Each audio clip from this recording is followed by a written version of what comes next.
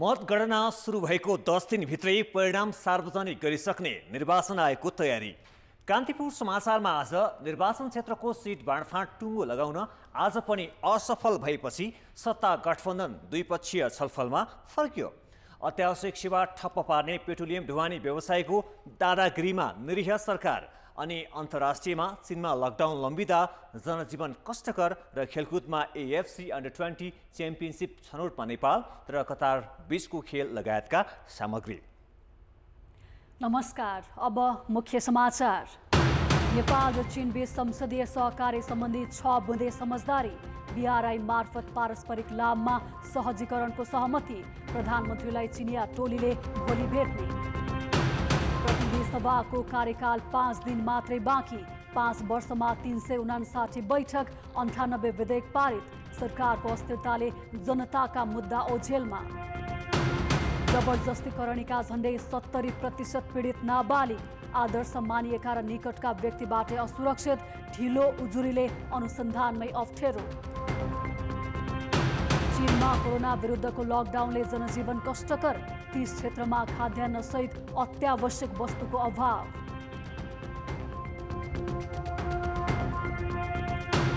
र समूह विजेता बन्दै नेपाल साफ महिला च्याम्पियनसिपको सेमिफाइनलमा।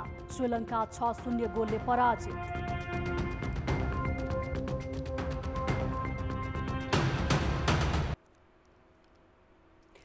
नेपाल र चीनबीच संसदीय सहकार्य सम्बन्धी 6 बुँदे समझदारी पत्रमा हस्ताक्षर भएको छ।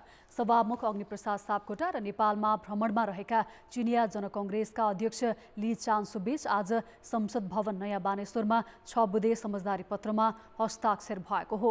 दुई पक्षबीच belt and road initiatives BRI मार्फत अन्तर्आबद्धता अभिवृद्धि गरी पारस्परिक लाभको सहयोगमा सहजीकरण गर्ने समझदारी भएको छ। अन्तर संसदीय आदान प्रदान र सहयोग सुदृढ गर्न प्रयास गर्ने। दुवै मुलुकका व्यवस्थापिका बीच उच्चस्तरीय भ्रमण आदान प्रदानमा प्राथमिकता दिने र आपसी सद्भाव एवं समझदारी प्रवर्धन गर्न सक्रिय भूमिका निर्वाह गर्ने समझदारी भएको छ। सभामुख सापकोटाले आजै चिनिया नेता लीको सम्मानमा रात्रि भोज आयोजना गरेका छन्। ली चिनिया टोलीको नेतृत्व गर्दै आज अपराह्न काठमाडौँ आइपुगेका थिए। उनलाई सभामुख सापकोटाले त्रिभुवन विमानस्थलमा स्वागत गरेका थिए। चिनिया नेता लीले भोलि प्रधानमन्त्री शेरबहादुर देउवा र परराष्ट्र मन्त्री नारायण खड्कासँग छुट्टा छुट्टै भेट गर्नेछन्। भोलि नै पूर्व प्रधानमन्त्री तथा प्रमुख प्रतिपक्षी दल नेकपा एमालेका अध्यक्ष केपी शर्मा ओली, पूर्व प्रधानमन्त्री तथा माओवादी केन्द्रका अध्यक्ष पुष्पकमल दाहालसँग पनि छुट्टा छुट्टै भेटवार्ता गर्नेछन्। बुधबार उनले राष्ट्रपति विद्यादेवी भण्डारीसँग शीतल निवास पुगेर शिष्टाचार भेट गर्ने कार्यसूची छ। ली चिनिया कम्युनिस्ट पार्टीको शीर्ष नीति निर्माता निकाय पोलिट ब्युरो स्थायी समितिमा राष्ट्रपति सी जिनपिङ र प्रधानमन्त्री ली खच्याङपछि तेस्रो नम्बरमा छन्। 3 वर्षअघि चिनिया राष्ट्रपतिको 2 दिने राजकीय भ्रमणपछि लीको यो दोस्रो ठूलो उच्चस्तरीय भ्रमण हो। प्रतिनिधि सभाको कार्यकाल सकिन 1 साता पनि छैन। 5 वर्षमा 2 पटकको विघटन र सत्ता केन्द्रित राजनीतिको मारमा परेको प्रतिनिधि सभाले यो कार्यकालमा के कस्ता काम गर्यो अनि के गर्न सकेन त? 2074 सालको निर्वाचनपछि प्रतिनिधि सभाको पहिलो बैठक त्यही वर्षको फागुन 21 मा बसेको थियो। सुरुका 2 वर्षमा मौलिक हक लगायतका कानुन निर्माणमा संसदले राम्रै काम गर्यो। हालसम्म प्रतिनिधि सभाका 359 र राष्ट्रिय सभाका 309 बैठक बसेका छन्। यो अवधिमा 90 वटा विधेयक प्रमाणीकरण हुँदा 8 वटा प्रक्रियामा छन्। यस्तै दुवै सदनमा गरी 43 वटा विधेयक विचाराधीन छन्। संकल्प प्रस्ताव र जरुरी सार्वजनिक महत्त्वका प्रस्तावहरूमाथि समेत छलफल भए। अब समितिका कामहरू कारबाही पनि धेरै नै भएका छन्। समितिले विभिन्न निकायहरूसँग छलफल गरेको छ, विभिन्न विषयमा छलफल गरेको छ र सरकारवाला निकायहरूलाई पनि सम्बन्धित विषयमा चाहिँ कार्यान्वयन गर्नका लागि निर्देशन दिएको छ।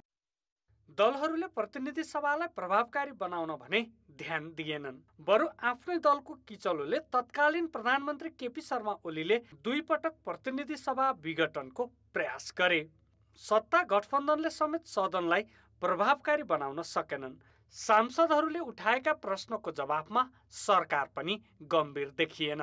विशेष गरी सरकारलाई जवाफदेही बनाउने सन्दर्भमा समितिले दिएका निर्देशनहरू कार्यान्वयन गर्ने कुरा, शून्य समय र विशेष समयमा सांसदहरू जनताका प्रतिनिधि बोल्या हो नि, कोही रामबहादुर श्यामबहादुर बोल्या त होइन नि, तर उनीहरूलाई जवाफदेही बनाउन भनेर हामीले नियमावलीमा शून्य समयमा बोलेका कुरा 4 दिनभित्र मन्त्रीहरूले रेस्पोन्स गर्ने भन्यो, तर एउटा पनि यस अवधिमा रेस्पोन्स भएन।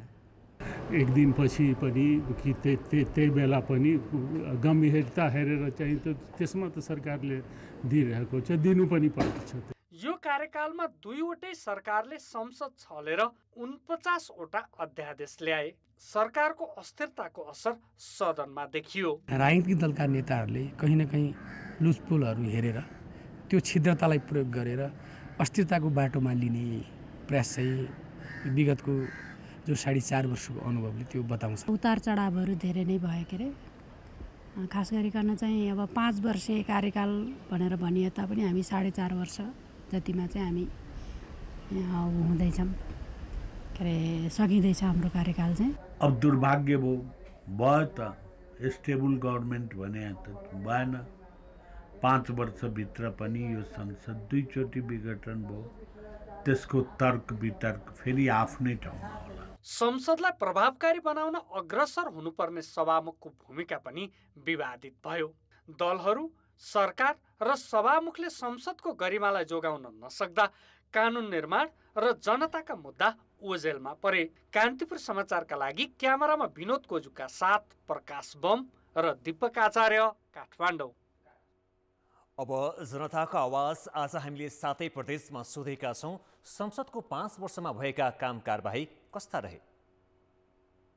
जनताको आवाज। दलहरूले एकले अर्काको खिचातानीको प्रवृत्तिले गर्दाखेरि कार्यान्वयन संसदको कुनै पनि त्यति राम्रो सफल हुन सकेन। जुन सोचेर मतदान गरेका थिए त्यो अनुसार सफल हुन सकेन। गाउँठाउँमा कस्तो किसिमको विकास चाहियो स्वयं सरसल्लाह गरेर सहभागी भएर होइन 5 वर्षसम्म उहाँहरूले राम्रो किसिमबाट कार्यक्रमहरू आफ्नो गर्नुभयो। काम पनि गर्नु चाहिँ खोज्या हो, तर अब सत्ता टिकाउनकै लागि गरे हो कि विकासका कार्यहरूलाई पनि जोड्ने कार्य भइरहेको छ। अपेक्षाकृत रूपमा चाहिँ त्यति उपलब्धिमूलक चाहिँ देखिएन। ऐन कानुन 5 वर्षभित्रमा खासै बनिएको देखिएन। आफ्नै पोलिटिक्सहरू सम्झाउने, राजनीति मिलाउने यस्तै चालडालमा मात्र लागेको छ। नमुना किसिमको कुनै पनि कार्यक्रमहरू संसदहरूले गर्न नसकेको अवस्था र मजदुर गरिबहरूको लागि कुनै कार्यक्रम आएन। कृषिको चलखेलको लागि नै बढी के भन्छ भने तपाईँको सबभन्दा बढी समय खर्च त्यसैमा गर्यो। जनतालाई मूर्ख बनाउँदै म आफ्नो क्षेत्रमा यो गरिदिन्छु त्यो गरिदिन्छु भनेर भन्दै भोट कमाउँदै हिँडिराखेका छन्। बजार केन्द्रित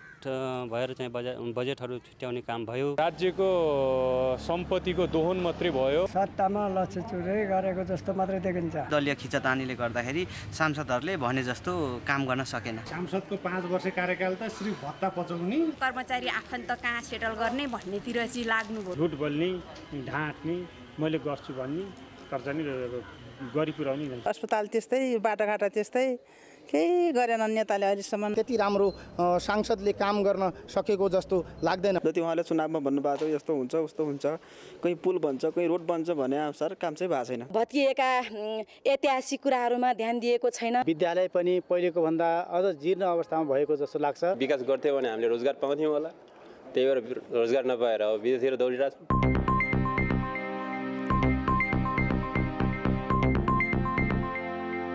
शीर्ष तह र कार्यदल स्तरमा सिट बाँडफाँडको कुरा नमिलेपछि सत्तारूढ 5 दलभित्र आन्तरिक रूपमा द्विपक्षीय छलफलबाटै टुङ्गो लगाउने प्रयास भएको छ। प्रधानमन्त्री निवास बालुवाटारमा 1 महिना यता लगातार बसेको शीर्ष तह र कार्यदल स्तरमा सिट बाँडफाँडको कुरा मिल्न सकेको छैन। शीर्ष तह र कार्यदल स्तरमा कुरा नमिलेपछि 5 दलभित्रै निर्वाचन क्षेत्र दाबी गरिरहेका दलहरूबीच द्विपक्षीय छलफलमा जुटेका छन्। सरकारका प्रवक्ता तथा कार्यदल सदस्य ज्ञानेन्द्र कार्कीले विवाद देखिएका क्षेत्रमा दाबी प्रस्तुत गरिरहेका दलहरूबीच आन्तरिक छलफल भइरहेको र सहमतिमा पुग्न केही दिन लाग्ने बताए। बैठकको अवस्था सकारात्मक छ र छलफल द्विपक्षीय, त्रिपक्षीय र सामूहिक रूपले छलफल चाहिँ प्रारम्भ भएको छ। अहिले तपाईँले सोध्नुभयो निर्णय गरिहाल्नुभयो भन्नुभयो भने निर्णय गरिहालिसकेको अवस्था छैन, तर निर्णयको नजिकमा सहमतिपूर्ण तरिकाले छलफल अगाडि बढिरहेको छ। प्रतिनिधि सभाको 165 र प्रदेश सभाको 330 स्थानमा कसले कति पाउने भन्ने टुङ्गो लागेको छैन। बाँडफाँडमा सहमति जुटाउन गत साउन 20 गते 5 दलीय कार्यदल गठन भएको थियो, तर दलहरू आआफ्नो अडानमा कायमै रहेपछि भागवण्डा मिल्न नसकेको हो। प्रमुख निर्वाचन आयुक्त दिनेश कुमार थपलियाले मङ्सिर 4 गते हुने प्रतिनिधि सभा र प्रदेशसभा निर्वाचनको नतिजा 10 दिनभित्रै सार्वजनिक गर्ने बताएका छन्। उनले आचार संहिताको गम्भीर उल्लङ्घन गर्नेको उम्मेदवारी खारेजीसम्मको कारबाही गर्ने बताएका छन्। निर्वाचनको तयारी र आयोगको कामबारे प्रमुख निर्वाचन आयुक्त थपलियालाई सहकर्मी अञ्जना लामिछानेले सोधेकी छन्। मङ्सिर 4 गते हुने प्रतिनिधि सभा र प्रदेश सभाको निर्वाचन अब ठ्याक्कै 69 दिन बाँकी छ। तयारी के कस्तो भइरहेको छ? अहिले निर्वाचनको निम्ति मूलभूत आवश्यक पर्ने विषय भनेको मतदाता नावली, मतदान गर्ने स्थल अथवा केन्द्र, मतदान गर्ने सामग्रीहरूको व्यवस्थापन, मतपत्रको व्यवस्थापन, कर्मचारी लगायत शान्ति सुरक्षाको व्यवस्थापनका विषयहरू हुन्। यसमा यी सबै कामहरू आयोगले तयार गरेको कार्यतालिका बमोजिम नै भइरहेका छन्। अहिले हामी लगत्तै यो प्रतिनिधि सभा र प्रदेश सभाको समानुपातिक तर्फको यो बन्द सूची लिने प्रक्रियामा पुगिसकेका छौँ। निर्वाचनलाई निष्पक्ष र भयरहित बनाउनका लागि यसभन्दा अघिल्ला निर्वाचन र यसको नियमित भन्दा फरक के गर्दैछ आयोगले? अहिले उम्मेदवारहरूको योग्यता सम्बन्धमा विशेष व्यवस्था गरिएको छ।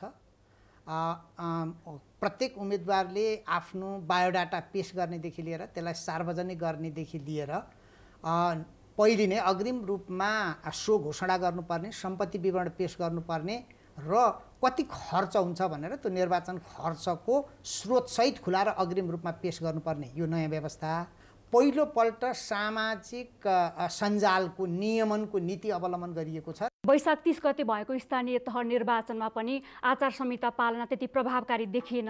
यो आयोग स्वयंले नै अनुभव गरेको कुरा हो। यसपटक तपाईँले अघि भने जस्तै गरी सामाजिक सञ्जाललाई निरीक्षण गर्ने हामीले फरक तरिका अपनाउँदैछौँ भन्नुभयो, त्यसमा के पर्दछ? आचार संहिता अनुगमनको निम्ति जिल्ला स्तरीय समितिको परिचालन, कुन कुन उम्मेदवारले कहाँबाट कसरी खर्च गर्नुहुन्छ भनेर त्यसको सूक्ष्म अनुगमन, यसको निम्ति सुरक्षा संयन्त्रको उपयोग, त्यसलाई हामीले कहाँ के काम भएको छ भनेर गृह मन्त्रालय र नेपाल प्रहरी मार्फत खर्चको विवरण पनि लिन्छौँ। यो काम यसपल्ट हामीले प्रारम्भ गर्दैछौँ।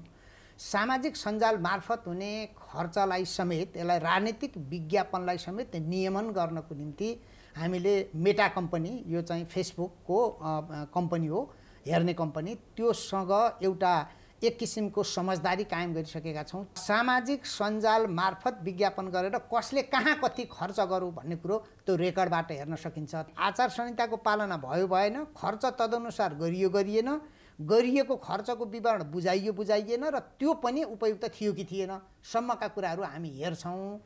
स्थानीय तहको निर्वाचनमा पनि आचार संहिता उल्लङ्घनमा हामीले सामान्य स्पष्टीकरण सोध्ने, सचेत गराउने सम्मका कारबाही गरे तापनि अहिले जसले आचार संहिता र निर्वाचन खर्चको पालना गर्नुपर्ने विषय उल्लङ्घन गरेका छन् झन्नै 1,15,000 हाराहारी स्थानीय तहका उम्मेदवारहरूलाई हामी कारबाही गर्ने प्रक्रिया अगाडि बढाएका छौँ। यो प्रक्रिया तुरुन्तै हुन्छ। यसले उहाँहरूलाई जरिमाना हुने र आउँदो 6 वर्षसम्म निर्वाचनमा भाग लिन नपाउनेसम्मको कारबाही हुन्छ। यही कारबाही प्रतिनिधि सभा र प्रदेश सभाको निर्वाचनमा पनि हुन्छ। संसदको कार्यकालबारे सरकार मौन छ, उसले ल्याएको विधेयक पनि विवादमा छ। निर्वाचन आयोग भने असोज 2 गते नै कार्यकाल सकिन्छ भनिरहेको छ। खास यो के हो, किन विवाद भइरहेछ? राम्रो के हुन्छ भने सभामुख र उपसभामुखको पनि कार्यकाल समाप्त हुने, अघिल्लो निर्वाचनमा पनि पालना गरिएको विषयलाई पालना गर्न सजिलो हुने र प्रष्ट रूपमा आचार संहितामा दलहरूसँग समन्वय गरेर हामीले उम्मेदवारी दिएपछि पद नरहने भन्ने कुरा व्यवस्था गरिसकेका छौँ। जो उम्मेदवार हुनुहुन्छ उहाँको पद चाहिँ बहाल नरहेको कुरा उहाँले घोषणा गर्नुपर्छ, अनि मात्रै उहाँ निर्वाचनमा जान सक्नुहुन्छ। मतदान, मतगणना वा नतिजालाई छिटो, छरितो र विश्वसनीय बनाउन यसपटक आयोगको तयारी चाहिँ के छ? मतगणना पहिले फर्स्ट पास्ट द पोस्ट तर्फको प्रतिनिधि सभा र प्रदेश सभा दुवै तर्फको मतगणना गर्ने भन्ने हामीले व्यवस्था गरेका छौँ। र हाम्रो अपेक्षा, हाम्रो विश्वास, हाम्रो प्रयास के छ भने हामी 10 दिनभित्रमा समानुपातिक तर्फको समेत मतगणना सम्पन्न गर्छौँ। समाचारमा पुनः स्वागत छ। कारागारमा रहेका कैदी बन्दी मध्ये सबैभन्दा धेरै जबरजस्ती करणी मुद्दा अभियुक्त छन्। जबरजस्ती करणी सम्बन्धी उजुरी प्रहरीकोमा दैनिक जसो पुग्छन्। कतिपय त यस्ता उजुरी छन् कि प्रहरीलाई अनुसन्धान गर्न मात्रै अप्ठ्यारो परेको छैन, कुन सही र कुन गलत हो छुट्याउन समेत सकस परेको छ।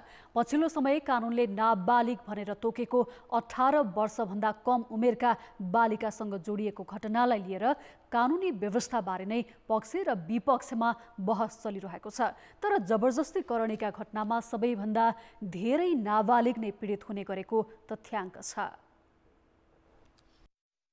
गौशाला प्रहरी वृत्तमा परेको उजुरीका आधारमा प्रहरीले क्रिकेट खेलाडी सन्दीप लामिछाने विरुद्ध जबरजस्ती करणी सम्बन्धी प्रमाण जुटाउने काम गरिरहेको छ।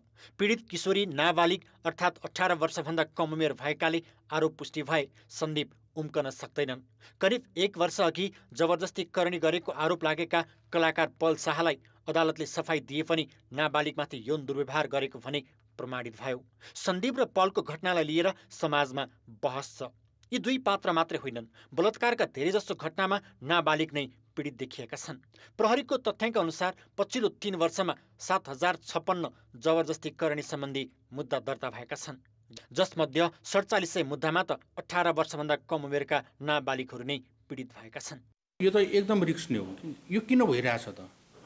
पहिलो कुरा चाहिँ नि हाम्रो नानीहरू, हाम्रो छोरीचेलीहरू चाहिँ कहाँबाट चाहिँ यो किन भइरहेछन्, कहाँबाट असर छ भन्दाखेरि चाहिँ घर परिवार आफन्तहरूभित्रैबाट पनि भएको छ। यस्तो चिजहरू ढिलो आउनु कारण यही हो कि घर परिवार आफन्तभित्र मिलाउने यो कुरा चाहिँ प्रहरीकोमा जानुहुन्न भन्ने एक किसिमको मनोविज्ञान छ।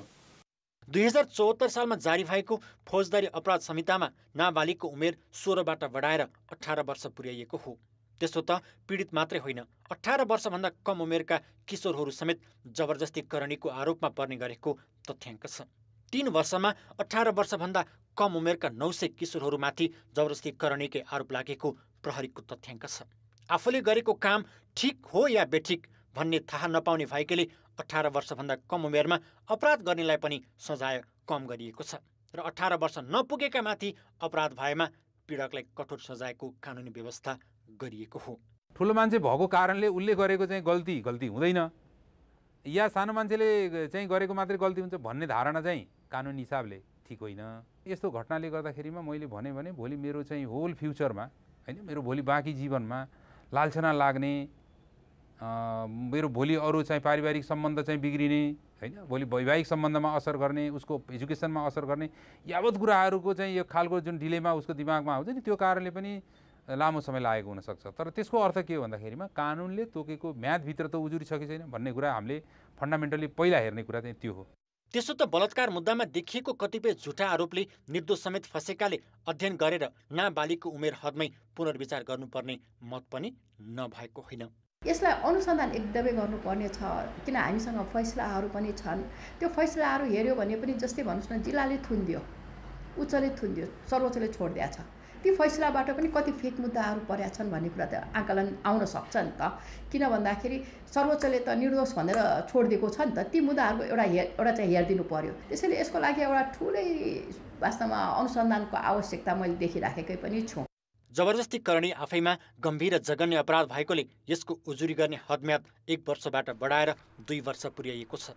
तर दोषी नउम्किने र निर्दोष नफसुन् भन्न कानुनभन्दा प्रमाणमुखी अनुसन्धान आवश्यक छ।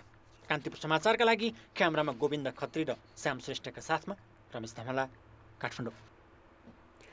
लैङ्गिक विभेद र असमानता अन्त्यका लागि चलाइने अभियानमा वर्षेनी ठूलो रकम खर्च गर्ने गरिन्छ, तर यही विषयमा भने नेपालको स्थिति खस्कँदो छ। आज सार्वजनिक गरिएको मानव विकास प्रतिवेदनले विश्वव्यापी लैङ्गिक असमानता सूचकाङ्कमा नेपालको स्थिति खस्केको देखाएको हो। प्रतिवेदन अनुसार विश्वका 195 मुलुकमध्ये विश्वव्यापी लैङ्गिक असमानता सूचकाङ्कमा नेपाल 3 स्थान तल झरेर 113औं स्थानमा पुगेको हो। सन् 2019मा नेपाल 110औं स्थानमा थियो। मानव विकास सूचकाङ्कमा भने नेपाल 1 स्थान मात्रै माथि उक्लिएको छ। 2020मा 144औं स्थानमा रहेकोमा 143औं स्थानमा पुगेको संयुक्त राष्ट्रसङ्घीय विकास कार्यक्रम UNDP ले आज सार्वजनिक गरेको प्रतिवेदनमा उल्लेख छ। दीर्घ र स्वस्थ जीवन, ज्ञानमा पहुँच र राम्रो जीवनस्तरका आधारमा सूचकाङ्क तयार पार्ने गरिन्छ। कोरोना महामारी, युक्रेन युद्ध जस्ता सङ्कटबाट प्रगति अवरुद्ध हुँदा विश्वका हरेक 10 मध्ये 9 मुलुक मानव विकासमा पछि परेको रिपोर्टले औल्याएको छ। रिपोर्ट सार्वजनिक कार्यक्रममा ऊर्जा मन्त्री पम्फा भुषालले मानव विकास सूचकाङ्कमा अझै सुधार गर्न शिक्षा र स्वास्थ्यमा ठूलो लगानी गर्ने प्रतिबद्धता जनाएकी छन्। कार्यक्रम निर्वाह गर्दै आएको छ। यस क्षेत्रमा सरकारी, गैर सरकारी एवं निजी क्षेत्रबाट पनि महत्त्वपूर्ण योगदान भइरहेको छ। त्यसै गरी नेपालले स्वास्थ्य क्षेत्रलाई ग्रामीण क्षेत्रसम्म विस्तार गरेको छ भने कोभिड-19 जस्तो महामारीबाट विश्वका विकसित भनिएका देशका स्वास्थ्य व्यवस्था धर्मराएको अवस्थामा नेपालले सावधानीपूर्वक महामारीको सामना गरी क्षति न्यूनीकरण गरेको वास्तविकता सर्वविदितै छ। विगत 3 दशकमा नेपालीको सरदर आयु र विद्यालय जाने औसत उमेरमा सुधार आए पनि मातृ मृत्युदर, महिला सांसदको प्रतिनिधित्व र श्रम शक्तिमा महिला सहभागिताका क्षेत्रमा भने प्रगति न्यून रहेको UNDP को प्रतिवेदनमा उल्लेख छ। चिकित्सा शिक्षा सुधारका अभियन्ता डाक्टर गोविन्द केसीले सोमबारबाट कैलालीको धनगढीमा 20औं सत्याग्रह सुरु गरेका छन्। कैलालीको गेटामा संरचना निर्माण सम्पन्न भएर पनि सञ्चालनमा आउन नसकेको गेटा मेडिकल कलेज तत्काल सञ्चालन हुनुपर्ने लगायतका 6 बुँदे माग राख्दै केसीले धनगढीको LN चोक स्थित कृष्ण मन्दिरको धर्मशालामा सत्याग्रह सुरु गरेका हुन्। डाक्टर केसीले आफ्ना माग पूरा गर्न सरकारलाई भदौ 28 सम्मको अल्टिमेटम दिएका छन्। तर आफ्ना मागप्रति प्रधानमन्त्रीले व्यवस्था गरेकाले प्रधानमन्त्रीकै गृह क्षेत्रमा सत्याग्रह गर्ने निर्णयमा पुगेको उनले बताए। यो हामी लडेको भनेको जनताको हकहितको लागि, जनताको स्वस्थ रहेर बाँच्न पाउने अधिकारको लागि। विद्यार्थीहरू निम्न वर्गदेखि लिएर चाहिँ के अरे निम्न मध्यम वर्ग विद्यार्थीदेखि लिएर सबै चाहिँ विद्यार्थीहरूको चाहिँ आफूले इच्छाको योग्यताको आधारमा आफूले इच्छाको विषय पढ्न पाउने उनीहरूको अधिकारको लागि हामी गरेका छौँ। अनि भनिसकेपछि र सुशासनको लागि पनि हामी लडिरहेका छौँ। गेटा मेडिकल कलेज सञ्चालनको मागसहित लामो समयदेखि आन्दोलन गर्दै आएका कैलालीवासीले केसीको सत्याग्रहप्रति समर्थन जनाएका छन्। नेकपा एमालेका अध्यक्ष केपी शर्मा ओलीले प्रमाणीकरणको लागि राष्ट्रपति समक्ष पुगेको नागरिकता विधेयक सच्याउन आग्रह गरेका छन्। जनकपुरमा आज आयोजित कार्यक्रममा ओलीले एमालेले विधेयक रोकेको भनेर मधेसमा भ्रम छरिएको आरोप लगाए। उनले जन्मसिद्ध सन्तानलाई वंशजको नागरिकता दिइने प्रावधान समेटे 1-2 दिनमै विधेयक पारित हुने बताए। त्यो विधेयक फिर्ता लैजाऊ, अर्को विधेयक 2 लाइन 4 लाइन लेखेर ल्याए हुन्छ। जन्मसिद्ध नागरिकका सन्तानले नागरिकता वंशजका आधारमा पाउने, यति भनेर लिएर आऊ, हामी भोलि पास गरिदिन्छौँ। तर यो गठबन्धन त्यसो गर्न चाहँदैन। मङ्सिर 4 गते हुने प्रतिनिधि सभा तथा प्रदेशसभा निर्वाचनमा कुनै दलसँग गठबन्धन नगर्ने प्रश्न पार्दै ओलीले आवश्यकता अनुसार तालमेल हुन सक्ने बताए। मिटर ब्याज सम्बन्धी छानबिन गर्न बनेको समितिले सरकार समक्ष प्रतिवेदन बुझाएको छ। गृह मन्त्रालयका सहसचिव भीष्म कुमार भुषाल नेतृत्वको छानबिन समितिले आज गृहमन्त्री बालकृष्ण खाँडलाई प्रतिवेदन बुझाएको हो। प्रतिवेदन अनुसार देशैभर 2289 उजुरी परेका छन्। समितिले नवलपरासी, सर्लाही, महोत्तरी, धनुषा, सिराहासहित 7 जिल्लामा पुगेर पीडितको उजुरी सङ्कलन गरेको हो। 33 जनाले मिटर ब्याजमा रकम लगाएको आरोप लगाएको छ। एक पीडितले 23 जना मिटर ब्याजी विरुद्ध उजुरी दिएको प्रतिवेदनमा उल्लेख छ। उजुरी उपर जिल्ला प्रशासन कार्यालय र अदालत मार्फत कारबाही अगाडि बढाउने गृह मन्त्रालयले जनाएको छ। काठमाडौँ महानगरपालिकाले अनधिकृत संरचना हटाउने कार्यलाई प्राथमिकताका आधारमा अगाडि बढाउने जनाएको छ। महानगरले नक्सा पास विपरीत बनेका र अर्कै प्रयोजनमा आइरहेका संरचना 3 सातादेखि भत्काउँदै आएको छ। अनधिकृत रूपमा निर्माण भएका संरचना कति छन् भन्ने यकिन तथ्याङ्क भने महानगरसँग छैन। विभिन्न संस्था र सरकारवालाको सहयोगमा त्यस्ता ठाउँ पहिचान गरी काम अगाडि बढाइएको महानगरपालिकाले जनाएको छ। अव्यवस्थित पार्किङ गरेको कारणले गर्दाखेरि अव्यवस्थित रूपबाट चाहिँ त्यहाँ चाहिँ फुटपाथ पसलहरू राखेको कारणले गर्दाखेरि जहाँ बढी मान्छेको चापहरू बढ्छ त्यो फुटपाथको प्रयोग गरिन्छ। त्यस्ता ठाउँमा डिस्टर्बेन्स भएको ठाउँहरूलाई फोकस गरिकन बानेश्वरमा हिजो चाहिँ बानेश्वरबाट चाहिँ सुरु गरिएको अवस्था थियो भने बानेश्वरबाट न्युरोडसम्म पनि पुग्यो, असनसम्म पनि पुग्यो भनेपछि हिजै मात्र चाहिँ पाटभैलेनीको चाहिँ त्यो चाहिँ अन्डरग्राउन्डमा पनि पुगेको अवस्था छ। सोमबार पनि बालाजु माछा पोखरीमा अनधिकृत टहरा र घर भत्काइएका छन्। नगर प्रहरीको नेतृत्वमा महादेव खोला किनार अतिक्रमण गरेर बनाइएका संरचना भत्काइएका हुन्। महादेव खोलाको 10 मिटरमा पर्ने सार्वजनिक जग्गा उहाँले अधिग्रहण गरेर घर बनाउनु भयो। त्यही अधिग्रहण गरेको जग्गा अहिले हामीले भत्काएको छौँ। यो ठाउँबाट भत्काएर यो ठाउँमा हामीले बाटो विस्तार गर्ने हो। सार्वजनिक जग्गा हडपेर विभिन्न व्यावसायिक प्रयोजनका लागि बनाइएका संरचनामाथि डोजर चलाइएको हो। जति नै अहिले खोलाको ट्र्याक खोल्ने काम भएको छ यसको चाहिँ वार पार पारीसम्म खोलोस् भने छन्। जति नै हाम्रो यहाँबाट खोलेकोमा आज हाम्रो स्थानीयहरू हामी खुसी नै छौँ। तर हाम्रो भनाइ के छ भने बिचमा गएर नरोकोस्। यो खोलाको ट्र्याक चाहिँ मापदण्ड विपरीत बनेको सबै घरहरू भत्किनुपर्छ। काठमाडौँ महानगरपालिकाले नक्सा पास नभएका घरको नक्सा पास गर्न र मापदण्ड विपरीत बनाइएका पर्खाल 35 दिनभित्र हटाउन पनि निर्देशन दिएको छ। अर्थ र विकास। नेपाल पेट्रोलियम ढुवानी व्यवसायी महासङ्घले ढुवानी रोक्दा विमानस्थलहरूमा हवाई इन्धनको मोजदात कम भएको छ। प्रादेशिक डिपोहरूले शुक्रबारसम्म पनि इन्धन ढुवानी नभए जहाजलाई दिन नसक्ने जानकारी केन्द्रमा पठाइसकेका छन्। व्यवसायीले इन्धन आपूर्ति रोकेपछि निगम आफैले आइतबार नेपालगञ्जबाट 10,000 लिटर इन्धन धनगढी विमानस्थल पठाएको थियो। ढुवानी भाडा वृद्धिको माग राखेर व्यवसायीले आपूर्ति नै ठप्प पारेका छन्। सरकार र व्यवसाय बीच अहिलेसम्म औपचारिक वार्ता समेत भएको छैन। नभएको कारणबाट धनगढी, नेपालगञ्ज र भैरहबामा स्टक चाहिँ कम हुँदै गएको छ। उहाँहरूले पनि यो दसैँ चाडबाडको समयमा पक्कै केही सल्युसन निकालेर नै उहाँहरूले यो अवरोध गर्नुहुन्न भन्ने मलाई विश्वास छ र यो चाँडै नै टुङ्गिन्छ। इन्धन भर्न भारतको बरौनी रिफाइनरी जान लागेका केही ट्याङ्कर चालकलाई महासङ्घमा आबद्ध व्यवसायीले नै रोकेका छन्। अत्यावश्यक सेवामा व्यवसायले बन्द तथा हडताल गर्न नपाउने कानुनी व्यवस्था छ, तर त्यसको व्यवसायीले उल्लङ्घन गरेका छन्। नाजायज अथवा जायज जुनसुकै माग राखेर पनि आम उपभोक्ता शास्ति हुने हिसाबले अवरोध गर्न पाइँदैन। अवरोधकर्तालाई अवरोध गर्ने व्यक्ति वा संस्था उप नेपालको प्रचलित कानुनअनुसार सरकारले कडाभन्दा कडा कारबाही गर्नुपर्छ। वाणिज्य मन्त्रालयले भने मूल्य समायोजन गर्न गठित समितिको प्रतिवेदन अनुसार ढुवानी भाडा समायोजन हुने मौखिक आश्वासन दिएको छ। समितिले झण्डै 20% ढुवानी भाडा वृद्धि हुने गरी पेश गरेको प्रतिवेदन निगम सञ्चालक समिति बैठकले टुङ्गो लगाउन सकेको छैन। व्यवसायीले अहिले प्रति लिटर 6 रुपैयाँ 33 पैसासम्म ढुवानी भाडा लिँदै आएका छन्। अब जनमतको अन्तिम परिणाम। जनमतमा हिजो हाम्रो प्रश्न थियो, 7 वर्षदेखि अवरुद्ध तातोपानी नाका खुलाउन ढिलाइ हुनुको कारण के होला? ए. कूटनीतिक कमजोरी, बी. सरकारी उदासीनता र सी. भौगोलिक कठिनाई। जनमतको अन्तिम परिणाम यस्तो छ। ए. कूटनीतिक कमजोरीमा 66%, बी. सरकारी उदासीनतामा 30% र सी. भौगोलिक कठिनाईमा मात्र 4% मत प्राप्त भएको छ। अब जनमतमा आजको प्रश्न। जनमतमा आज हाम्रो प्रश्न छ, अत्यावश्यक वस्तु र सेवामा हडताल गर्ने प्रवृत्तिलाई के भन्ने? ए. व्यवसायको मनपरी, बी. कानुनको फास र सी. निरीह सरकार। जनमतको अन्तिम परिणाम भोलि साँझ 8 बजेको कान्तिपुर समाचारमा प्रसारण गर्नेछौँ।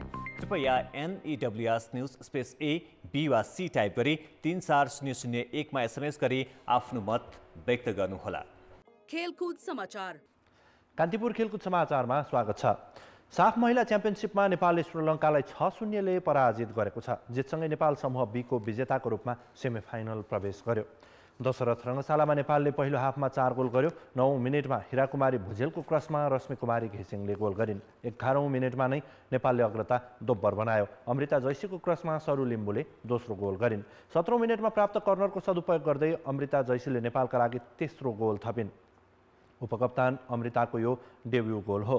श्रीलङ्काली खेलाडीको होचो कदको फाइदा उठाउँदै नेपालले सुरुवाती 3 गोल हेडर मार्फत गरेको थियो। 40औं मिनेटमा अनिता बस्नेतको फ्रीकिक गोलरक्षक योहानी विरासिङले नियन्त्रणमा लिन सकिनन्। रिबाउन्डमा दिपा शाहीले गोल गरे पनि रेफ्रीले अफसाइड घोषित घोषित गरे। पहिलो हाफमा श्रीलङ्काले एकमात्र मौका बनाए पनि सदुपयोग गर्न सकेन। 42औं मिनेटमा नवञ्जना परेरा 1 भर्सेस 1 को अवस्थामा असफल भएकी हुन्।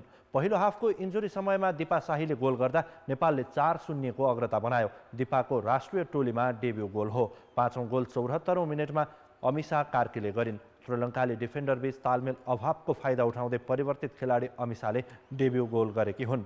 अमिशा 55औं मिनेटमा रेखा पौडेलको स्थानमा मैदान प्रवेश गरेकी थिइन्। अमिशाले खेलको इन्जुरी समयमा गोल गरेपछि नेपालले 6-0 को सहज जित हात पारेको हो। नेपाली टिममा आज निशा थोकरले डेब्यू गरिन्। निशाले 76औं मिनेटमा पुनम गर्जा मगरलाई रिप्लेस गरेकी हुन्। जितसँगै नेपालले 6 अङ्क सहित विजेता बन्दै सेमिफाइनलमा स्थान बनाएको छ। यसअघि भुटानले श्रीलङ्कालाई हराउँदै यो समूहबाट सेमिफाइनलमा स्थान बनाइसकेको छ। समूह चरणको अन्तिम खेलमा भारत र बङ्गलादेश खेल्नेछन्। सोही नतिजाले नेपालको प्रतिस्पर्धी तय गर्नेछ। U17 साफ च्याम्पियनसिपको सेमिफाइनलमा नेपालले अहिले घरेलु टोली श्रीलङ्कासँग खेल्दैछ। नेपालले भुटान र भारतलाई पराजित गर्दै समूह बी को विजेताको रूपमा सेमिफाइनलमा स्थान बनाएको थियो। जारी खेलमा 21औं मिनेटमा प्रशान्त लग्जम र 23औं मिनेटमा हरिशराज भट्टले गोल गरेपछि नेपालले खेलमा 2-0 को अग्रता बनाएको छ। भारतले पहिलो सेमिफाइनलमा बङ्गलादेशलाई 2-1 ले पराजित गर्दै फाइनलमा प्रवेश गरिसकेको छ। यस्तै AFC U20 च्याम्पियनसिप छनौटमा नेपाली टिमले आज कतारको सामना गर्दैछ। बहराइनको मोहम्मद अल मुहारक स्टेडियममा खेल राति 11:15 बजेपछि सुरु हुनेछ। कतार विरुद्ध नेपाल बलियो प्रदर्शन गर्ने लक्ष्यमा छ। पहिलो खेलमा भुटानसँग 2-0 ले स्तब्ध भएपछि समूह बी को नेपाल अङ्कविहीन छ। प्रशिक्षक मेघराज केसीले भुटानसँगको पराजय स्वीकार्न नसकेको बताएका थिए। उनले बहराइनको मौसममा खेलाडी घुलमिल हुन नसक्नुलाई हारको मुख्य कारण मानेका छन्। आज भने नेपालले त्यहाँको वातावरण अनुकूल सशक्त प्रदर्शन गर्ने अपेक्षा छ। कतारले भने प्रतियोगितामा पहिलो खेल खेल्न लागेको हो। यो समूहमा नेपाल र कतारसँगै बहराइन, बङ्गलादेश र भुटान छन्। बङ्गलादेश र बहराइनले गोलरहित बराबरी खेलेका थिए। बिहिबार नेपालले बहराइन र त्यसपछि बङ्गलादेशसँग खेल्ने तालिका छ। समूहको शीर्ष स्थानमा रहने टिमले 2023 मा उज्बेकिस्तानमा हुने U20 च्याम्पियनसिपमा स्थान बनाउनेछ। 9औं राष्ट्रिय खेलकुद प्रतियोगिता अन्तर्गत पुरुष क्रिकेटमा त्रिभुवन आर्मी क्लबले मध्य प्रदेशलाई 6 विकेटले हराएको छ। कीर्तिपुर स्थित टियु मैदानमा भएको खेलमा आर्मीले टस जितेर मध्य प्रदेशलाई ब्याटिङको निम्तो दिएको थियो। मध्य प्रदेशले निर्धारित 20 ओभरमा 7 विकेट गुमाएर 104 रन मात्रै बनाउन सक्यो। ओपनर सन्तोष कार्कीले 21 रन बनाए। कप्तान हसिम अन्सारीले 20, विशाल सुस्लिङले 10 र रोहन विकेले 17 रन जोडे। नासुरुद्दिन अन्सारी 12 रनमा आउट भए। सोमपाल कामी र सुसन भारीले 2-2 विकेट लिए। जवाफमा आर्मीले 11 बल बाँकी हुँदा 4 विकेट गुमाएर लक्ष्य पूरा गर्यो। कप्तान विनोद भण्डारी 34 रनमा अविजित रहे। रोहित पौडेल 25 रनमा रन आउट भए। राजेश पुलामी मगरले 16 रनको अविजित पारी खेल्दै टिमलाई जिताएका हुन्। आदिल अन्सारी, हरिशङ्कर शाह तथा आदिल अन्सारीले 1-1 विकेट लिए। आर्मी र मध्य प्रदेशले खेलेको यो पहिलो खेल हो। आर्मीले यसअघि वर्षाका कारण गण्डकी र कर्णाली प्रदेशसँग अङ्क बाँडेको थियो भने मध्य प्रदेशका अघिल्ला 3 खेलमा वर्षा बाधक बनेको थियो।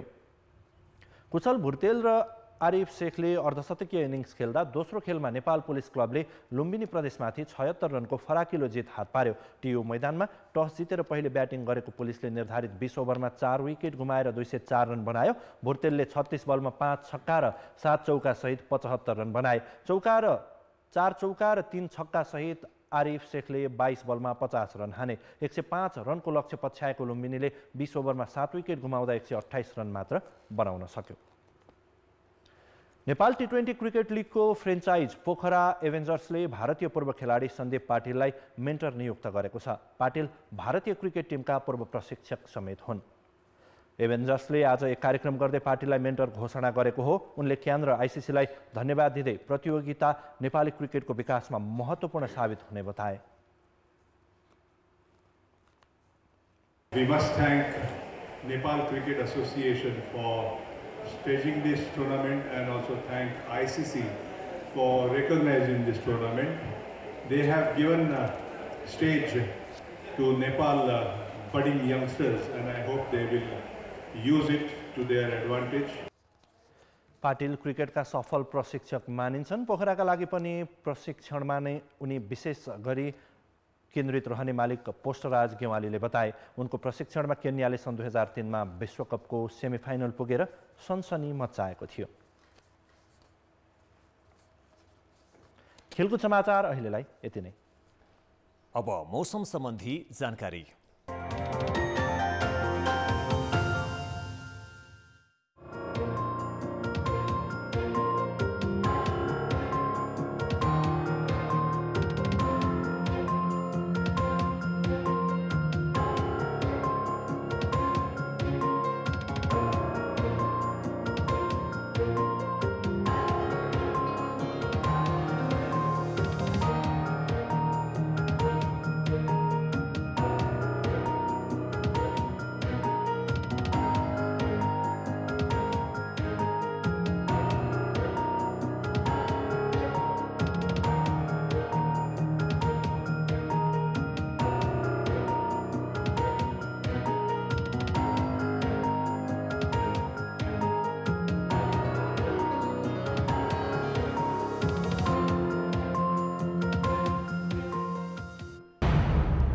कान्तिपुर समाचार अहिलेलाई सकियो। कान्तिपुर टेलिभिजन हेर्दै गर्नुहोला।